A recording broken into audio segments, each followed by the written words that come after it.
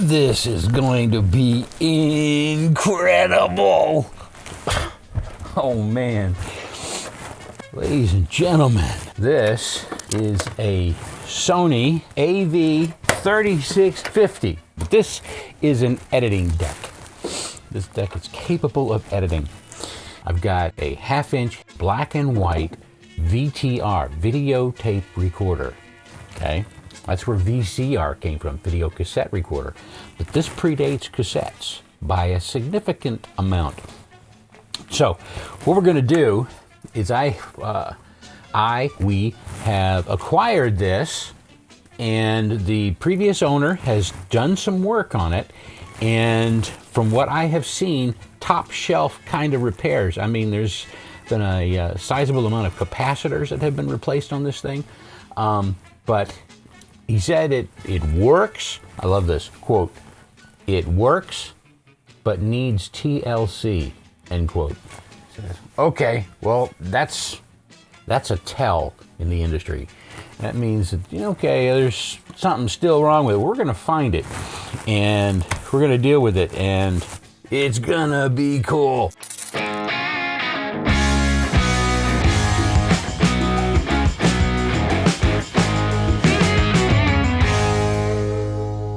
We've got a vintage VTR, videotape recorder, EIAJ to be specific, Electronic Industries Association of Japan, EIAJ, yeah, another 4-letter word. But this deck has been worked on before, and a lot of stuff was done to it. A lot of new capacitors, even the motor cap was replaced, because as I figured out, I think that the original repair person was probably experiencing some problems with this and realized that, well, it's the drum, the scanner is not getting all the torque that it's supposed to be getting. But the belt was never changed, and consequently, the scanner takes too long to spin up. And there are there's some other factors in there that are going to play out, as you'll soon see. But I wanted to replace the belt because everything else had been done, so I just wanted to know that this thing is going to be 100% when I'm done with it. And the belt seemed to be the real thing that was just sort of hanging everything up. So I wanted to do the belt, and in order to accomplish that, we have to take it to the lab. I want to start at ground zero. So in order to do that, I'm going to take this apart. I'm going to unbutton this, clean it up, and then we're going to run a tape through it and see how it behaves. Now I'm just going to hold the tape on there, give it some slack, but keep it from falling off the reel. And there we go. Let's see what happens next. All right.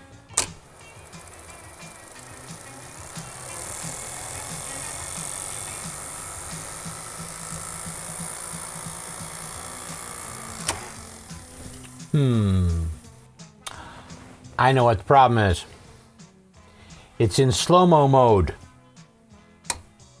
All right, so now it's in play mode.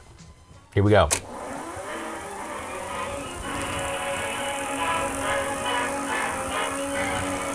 Wow.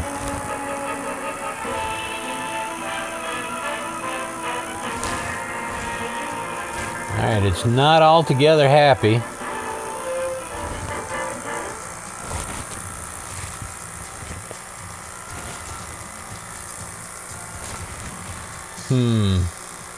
That's the skew tracking. Okay, the way this is behaving, I mean, I'm getting virtually no picture, but audio is present. All right, so just by the looks of it, I mean, there was a picture there for a moment, okay? And then it just got snowier and snowier and snowier. Now, that is an indication of one of two things, all right? It's an indication that the heads, the rotary heads here, are not tracking with the tape correctly, and it's just reading the guard bands, or it clogged the heads.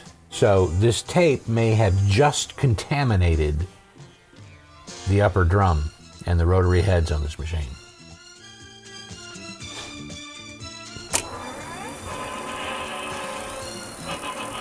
Okay, picture's coming in. There's a picture, but it's still not. All right, so it's flickering now. All right,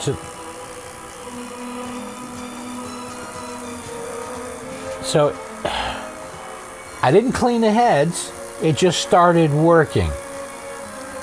I think that's what they mean by TLC.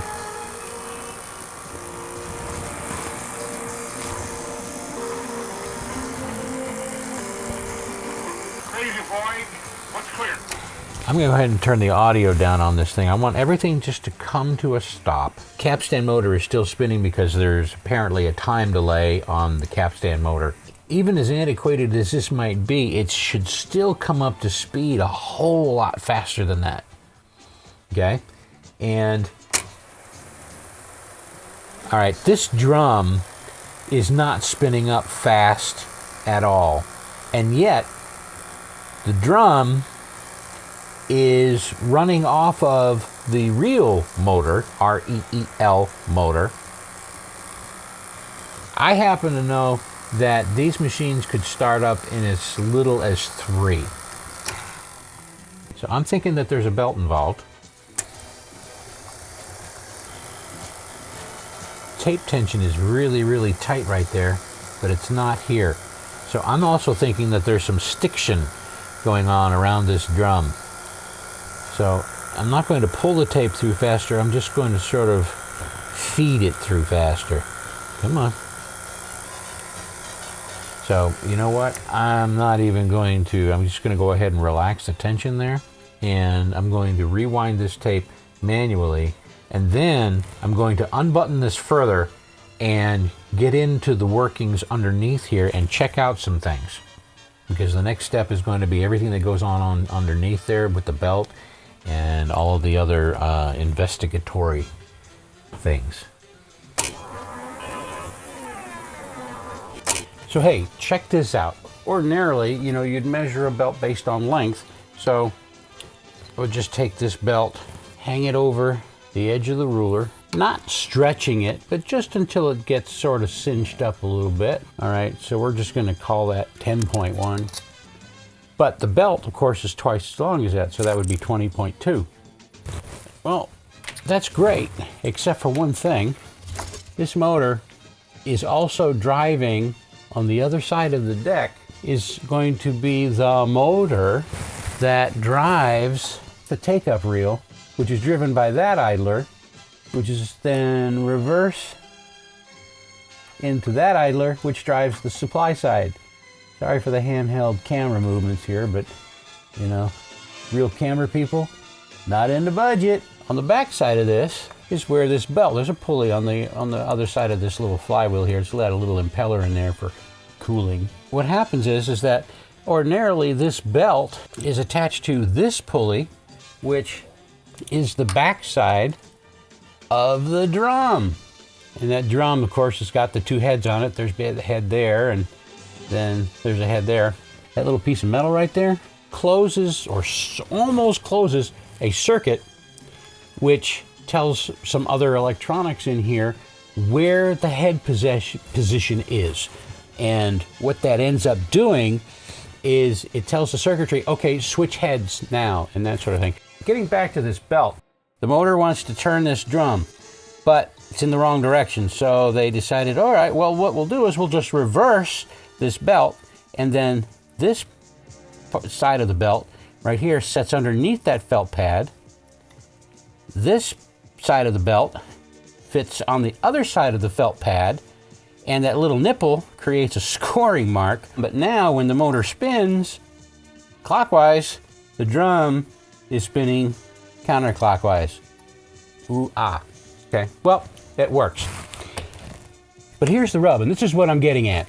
The belt, as we measured it before, we figured pretty close to 20.2 inches. Well, that's great for a belt that's 50 years old. But what is the actual length? Well, the length needs to be determined by measuring the path that that belt is going to make in this figure 8 pattern. So here's what I'm going to show you. Solder. What I'm going to do is I'm going to take off a piece of solder, okay, roughly about twice the distance. All right, and here's why you want to use solder, because solder, as it starts out, is firm. It wants to stay in whatever direction you bend it in. So you're not fighting with it. You could take a piece of string and wrap that around there and you'd be fighting with it all day until your next cup of coffee calls you and you say, all right, well, fine, I'm just gonna get a cup of coffee. But, all right, but in order to work on this thing, I'm gonna have to rotate this chassis because I need both hands, she said. I'm gonna stretch this solder around this pulley, figure 8 it around the drum and come back, right? So I'm just gonna sort of pull that tight right there. I'm gonna figure 8 it. I'm gonna come around the drum and that'll get this started, okay? Solder wants to be behind that felt pad.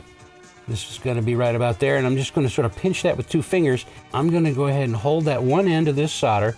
It's figure 8'd, it's in the path that it wants to be. Now all I have to do is cut this like that. So that's gonna be very close to the actual length of the measurement around that path. So now, you just take the solder out, figure out, what did we say, 20.2? Okay, I'm gonna line that up with the end of the ruler. Would you believe? 20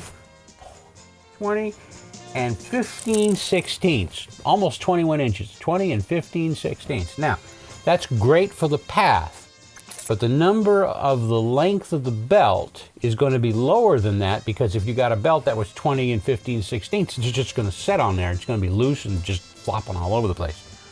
So there's kind of a rule of thumb on this, but I don't deal in thumbs that much. But I'm going to call that, I'm basically, you know, the belt's basically doing that travel right there. So I'm going to subtract 1/2 inch for each path, okay? Even if it was doing just a simple loop, okay? This distance, the distance between pulley to pulley, I'm gonna subtract 1/2 inch twice. One for the top of that part, the belt, and then one for the bottom. Something approaching 20 inches, and then probably work my way down a little bit. I wanna see how it behaves and what the actual friction is. Here's my theory. The theory is that somebody replaced the capacitor thinking that that was affecting the speed of the drum. Not true. Pinch roller was replaced. I'm thinking they thought perhaps that that was causing some kind of slippage. And pinch roller replacing that, good idea. But the belt was never replaced. This belt very well may be original, but it is showing signs that it's been in there a while. I already know I'm going to replace this belt, so if I decided to just chew it and ruin it, it's no big deal because it's going to get replaced with a new belt anyway. But I want to prove the theory that this is slipping. Okay, I'm going to take some 150 grit sandpaper. I'm going to cut a swath out of this. I'm just going to go ahead and buff the inside of this belt. Okay, not the outside so much, but I'm just going to go ahead and do that. I'm going to wrap it on my finger. Okay. And I'm just going to bunch 1 inch or 2 at a time, okay? And just like that. I'm going to just hold that down, okay? And I'm going to just buff this out, okay? And I'm just going to keep going just to get enough, you know, just to get that sheen off of there because this thing is really, really slick, okay? And once that's done, see, it's already knocking some rubber off of there. But it's the glaze on that rubber that's occurred over time that I want to get rid of. You can do this on square belts and even round belts too, but if you didn't intend to replace the belt, typically this is going to work. So you actually can get to a place where the device that you're working on will actually just allow it to play. And this can keep that deck operational for a long, long time. But there is a more important reason for replacing the belt, not just because it's slick and glazed over and needs buffing, okay, but because the belt has stretched over time. They just do. I mean, it's a rubber belt. Now, there's going to be all kinds of like little rubber powder and stuff on there, so I'm going to break out some isopropyl. Actually, this is not isopropyl, this is reagent alcohol. Don't use isopropyl. Isopropyl can be as bad as 70% alcohol. This stuff that I use is 99.9989% real alcohol. Yeah. So all I'm going to do now is just pull that belt through, okay? And look at the crapola that came off of that. And I know there are places that say, oh, don't use real alcohol on your rubber belts, your rollers, or your pinch rollers and stuff like that. I do it anyway, because if the alcohol is hurting the roller, it's going to be cumulative. It's going to hurt it over time as you continue to clean it. And at some point, you're just going to replace it anyway. I'm going to go ahead and lay this down and put a tape on there just to see how that drum is going to behave. Now this is a tape that came with this deck. I'm going to assume that the tape was actually recorded on this deck, but no guarantees. But typically self-recordings, so a recording that was made on this deck, is always going to play back first time every time. So here we go. I'm going to go ahead and start this up. Look at that. No slippage. And the video is nice and stable. Man, that is pretty awesome right there. See if you can see that. Wow. This deck has a nice little feature of slow-mo. You can actually slow the tape down and look at it frame by frame. Now, it's not going to be time-based corrected, you know, so I mean, it's basically like running film slow-mo through a film projector. But nonetheless, Plastic World of Lewis Carroll in Alice in Wonderland. That's pretty awesome. Folks stand there staring at me as if I were an egg. Now, here's the other thing that I want to point out. A couple of reasons how I knew that the drum was not spinning at the right speed.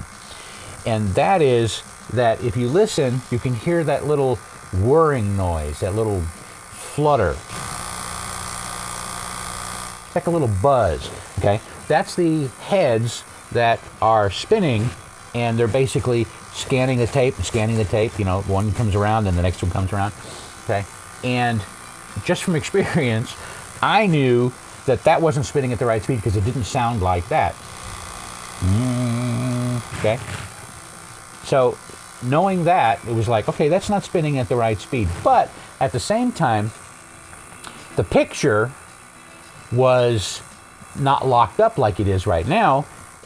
And what happened is the picture was actually, each field of video was being stretched. So it just had these like diagonal lines on the screen. And this just may be my opinion, but I think that it should start up faster. I'm thinking that belt is still slipping enough. So I'm gonna go with roughly about a 19.5 of the same general dimensions, the width of it and the thickness. I want to do this without running a tape, any kind of head damage or anything like that, because some of this tape is old. It's probably got some sticky shed syndrome. Yes, that's what he said. And it's just very shitty tape. What can I say? Turns out the belt is supposed to slip a little. And there's a reason for that, and we'll get into that. What I've done is I took a little Post-it with the sticky part of it and used a hole punch and made a little circle that I put and stuck it right on there. Okay, did the same thing down here. We're going to be able to see the dots. Now you're thinking, oh, wait a minute, this is just going to be a blur. And quite frankly, that's probably true. I've got a very special tool to set the auto shut-off switch to a point where it won't auto shut off. Okay. The soft part stuck behind this guide right back here comes up, sits behind there. And when the switch, which will want to come out of this area here, it'll touch that and it won't shut off. I'm going to do this in the dark. This is going to be too bright, but one thing about LED flashlights is that this particular model, whatever this is, if you press and hold the button, it'll begin to dim the light. Now it's going to cause a strobing effect with the camera, because what's happening is that the LED is actually blinking so fast you can't see it. But what happens is right now the LED is off more than it's on. And I don't want to do this for too long because it's going to drive my producer nuts. He says, oh, I don't like the strobing. What I wanted you to notice is this motor comes up to speed really fast. Now what you're going to end up with, you're going to be seeing 10 dots on there because of the frequency of the strobing LED. All right, but the idea is that once they become stationary or appear stationary, that motor is up to speed. So I'm just going to go ahead and shift this into play mode. Okay, boom. I mean, that's just virtually instantaneous. So that motor has got plenty of torque. It's doing what it's supposed to. But the interesting thing now is that we come down here, we're past the belt, crossing over to the actual drum. But watch what happens here. Look at how slow this is starting up. And it's still getting there. That pulley is slipping on this belt. Well, as it turns out, that's supposed to happen. It's going to shift a little bit because back here, between this pulley and the drums on the other side, there's an armature here and there's this coil, all right? Now this coil has a pole piece that comes out and just aligns itself with the armature on this side, and then there's a pole piece down here which does the same thing on the bottom. And what is happening is there's a circuit inside here, it's part of the servo, that is actually providing a DC current, just a little bit, for what is called dynamic braking. So it's trying to slow this drum down so that it can lock onto the video tracks on the videotape, and the server makes that determination. Also the position of the tracking knob, so that you can peak the tracking. So as the tape is passing past the heads, it's going to adjust the speed of the drum in order to get the video tracks on the tape to line up perfectly as the heads are spinning and scanning the tape. But here we go. Still coming up, still coming up, still coming up. Right about there. Okay, now you see as the dots will come to a pause point and it's still hunting and pecking. So what's happening is there's a current being applied to that coil that's trying to find the video tracks. Now there's no tape on here, so it's going to give up, which is basically what it has done. Okay, but the evidence now is that is really, it's taken too long to spin up. So what I've got here is another flat belt, but the width is about the same, all right, and the thickness is the same, or very, very close to it. The length of this one is 19.6. Now, the old belt was 20 1/4, roughly. 19.6 is going to be snug-er, but I think we can live with it. But as I mentioned before, there has to be enough slippage allowed for the dynamic braking to adjust the speed of the drum so that the servo can lock up on the video tracks. So we're going to put this in here and we're going to see how it behaves. We spin this, make sure that it gets all aligned and everything. We'll go back to the performance of this and see how that drum spins up. We'll check the motor speed as well. It shouldn't be a problem. There's so much torque on that motor that it should lock up just as quickly as it did before. So we'll just look at that. That's real fast. So now we'll take a look at the drum and how it comes up to speed. And here we go. Remember how long it took before? I mean, it was like 5 seconds it was taking. Okay? Boom. That's impressive. Now, the dots are shifting a little bit because that servo is trying to make it find the video tracks. Yeah, right.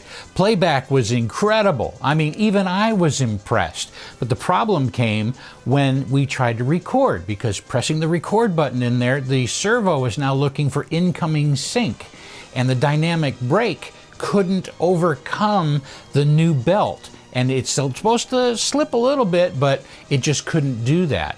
So I ended up having to investigate what the possibilities were, and I wanted to first compare how the dynamic brake was working with the old belt, and then figure out exactly what, if any, adjustments I need to make in order to get the servo to behave with a new belt. What I'm monitoring here with the scope is the actual voltage or signal that is going to the dynamic brake. See that dynamic brake back there? What that is, it's got the coil and the pole pieces which basically grip electromagnetically this drum driven by the belt. What I want to do is to watch the scanner and that dot, in addition to watching what goes on with the waveform on the scope. All I'm going to do is press the record button. Now, the way this unit works, as far as how it deals with sync, video sync, when the unit is playing back, it's basically reading the control track pulses on the videotape itself, and that is driving the servo in order to keep the capstan motor at the right speed and in the right position, and keep the scanner, the upper drum, synchronized to that as well. That's what the servo is supposed to do, but that's in playback. Now, because this is an editor, it is also looking at any incoming video. It's looking for sync pulses, because if this is going to be used for editing, then it needs to synchronize the servo to any source video, and the sync pulse is there. So in record, the servo is actually going to be looking at any incoming video. Now, I'm using a DVD player, rather low-end DVD player, and I'm coming out of the DVD player with the component video, but I'm using only the Y channel, which is black and white. There's no chroma associated with the Y channel, but the Y channel also contains a sync pulse. That's what this deck wants to see. I'm going to go ahead and douse this light because I want you to be able to see what's going on with that servo. Now, I want to watch the dot, and I also want you to watch this waveform, and hopefully our producer will be able to give us a split screen showcasing all of that at the same time. Pressing the record button now. Okay, you see the scanner spin up, and then it's sort of hunting for a sync pulse. It's adjusting, it's adjusting, it's adjusting until it's happy. And you'll notice how the waveform on the scope is showing what is going on electrically with the scanner. My probe is on the dynamic brake, which is applying a slight voltage to the armature of that scanner in order to control it. The belt drive is basically trying to drive that scanner faster than it needs to. The diameter of the motor pulley is slightly larger than the diameter of the scanner pulley. So naturally, the scanner is going to be spinning slightly faster, so they use a dynamic brake to counteract that extra, and they're using kinetic energy in order to run the scanner faster, but the dynamic brake is doing its job. I'll show that to you one more time. Okay, spinning down. Okay, the scope is basically topping off the voltage again, about 25.5. Okay, pressing the record button.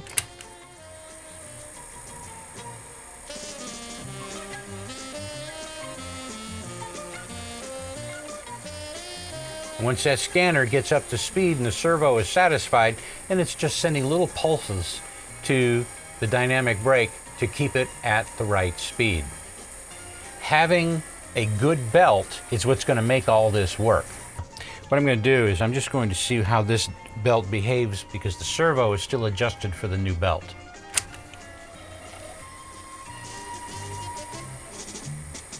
Well, it is behaving pretty much normally.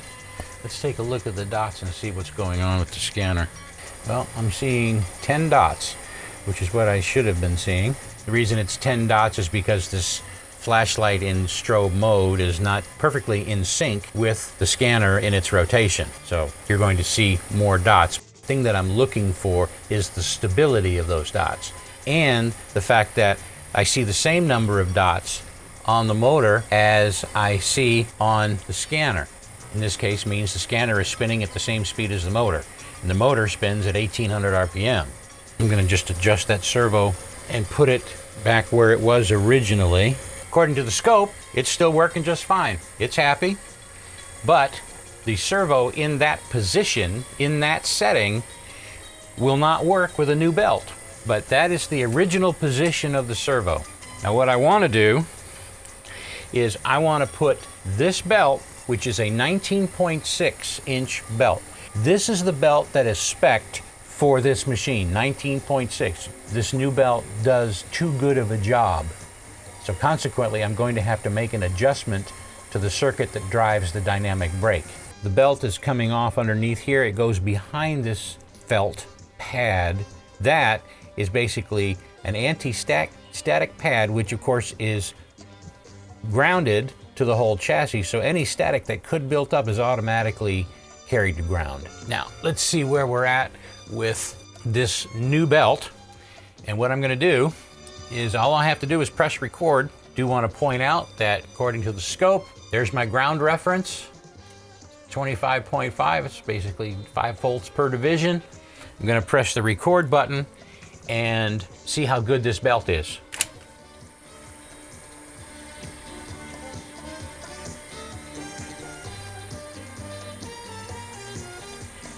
Okay, the dynamic brake is doing everything it can to try to slow that scanner down.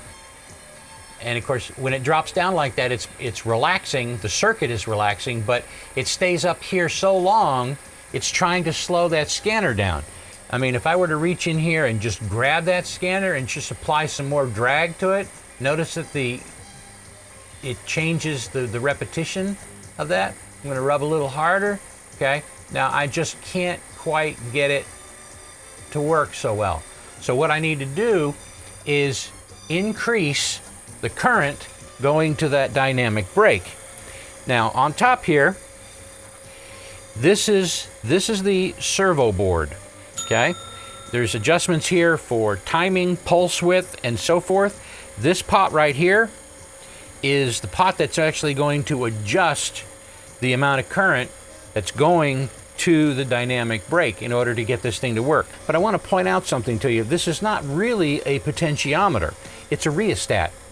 Although it's got one end of the resistance and the other end of the resistance, and this is the wiper up here.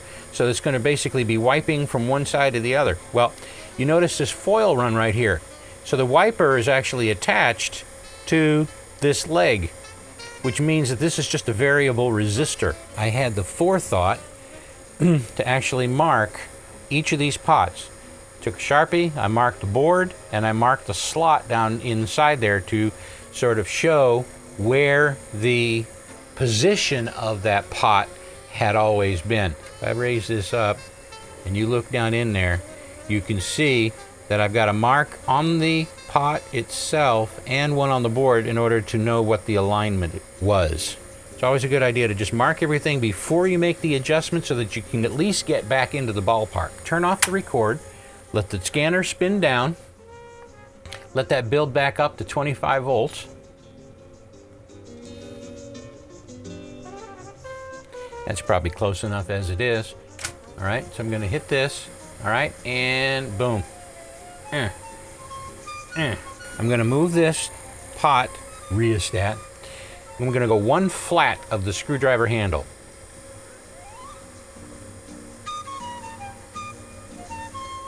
Not far enough. Okay, so now I went one flat.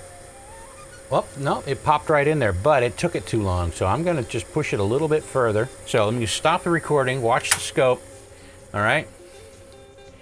And it seems happy.